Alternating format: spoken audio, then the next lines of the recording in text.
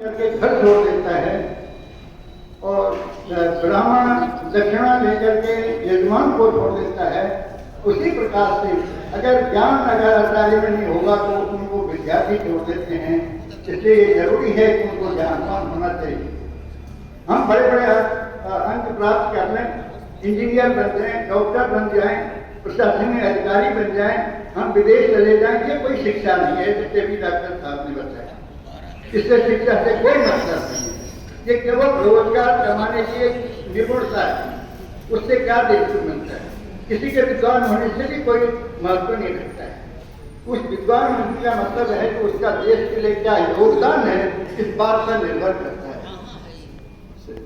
प्राय समाज से हमें इतना मिल जाता है कि समाज के ऋणी हो जाते हैं, लेकिन आचार्य अगर अच्छे हैं तो आचार्य समाज को इतना दे देता है कि समाज उनका ऋणी हो जाता है।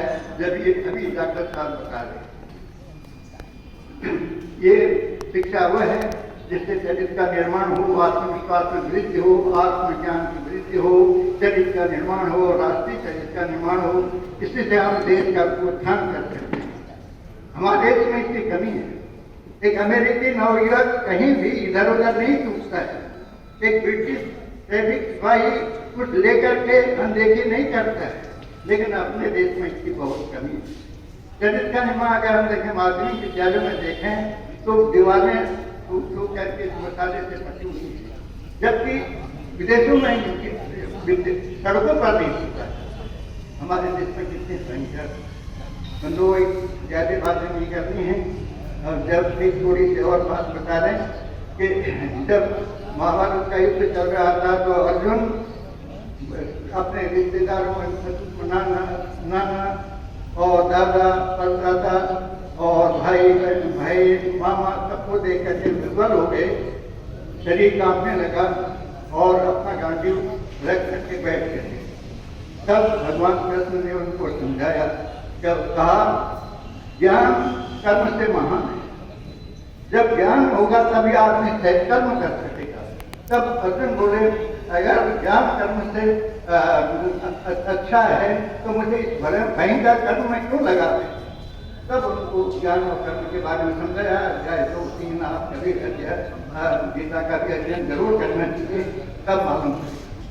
जब महाभारत का युद्ध अपनी चरम सीमा में दोनों तरफ से बाणों की बौछार हो रही थी, तब भगवान कृष्ण अर्जुन से पूछते हैं, कहो अर्जुन कैसा लग रहा है? तब वो कहते हैं, जिस प्रकार हरी घास गायों का उत्सव है और मेघों का गरजना मयूरों का उत्सव है, पति का उत्साह ही पत्नी का उत्सव है,